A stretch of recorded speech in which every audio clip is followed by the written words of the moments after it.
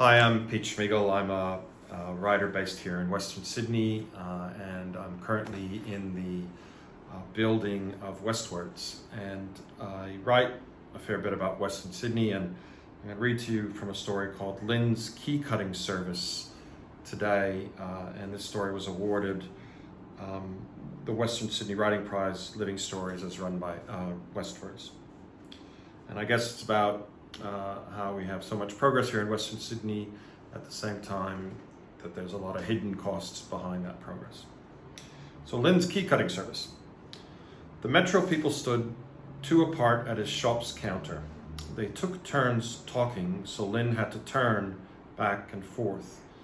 "It's a generous deal, Mr. Nguyen, and I just want you to hear it from me. We buy out your remaining lease. We give you an incentive payment to start up anywhere else you wish to," the taller boss once said. Lynn noticed the corporate embroidery of the red Waratah logo on the man's New South Wales government sky blue business shirt, and the way his navy blue COVID mask was chosen to match. Lynn turned away from the counter and chose a blank key to put on the cutting machine. Doing something would help him say less when he wanted to say more. He picked a green blank key and started cutting.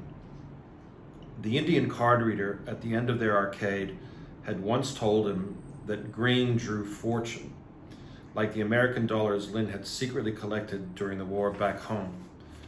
"I'm sure, Mr. Nguyen, you've talked to your daughter.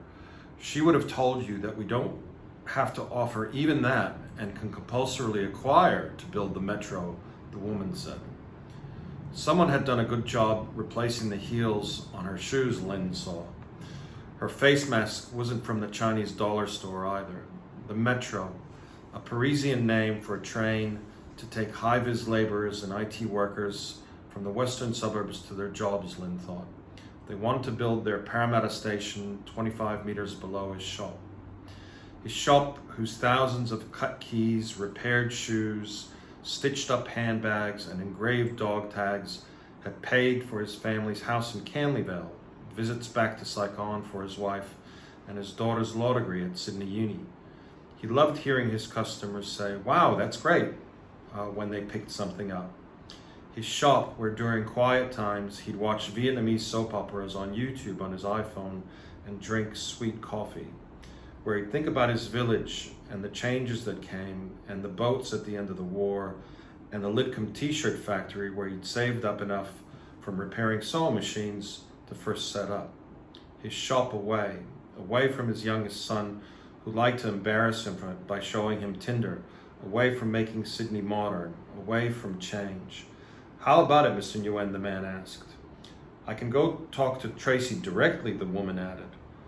Lynn twisted the gauges and ground at the key. It screeched like the sulfur-crested cockatoos who ate the almonds his wife put out on the hills hoist by their backyard. Sparks flew. He removed the key. Flipping the plastic shield off his face, Lynn used a wire brush to smooth edges on what he'd just made. He remembered Tracy's advice about what others in Parramatta were getting.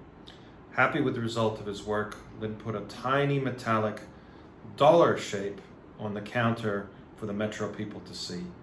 "Very valuable," Lynn said. So yeah, just a little yarn about a guy running a shop and expecting a little bit more from anonymous bureaucrats trying to wedge him out of his way in the world for a different world. Somewhere people can buy that.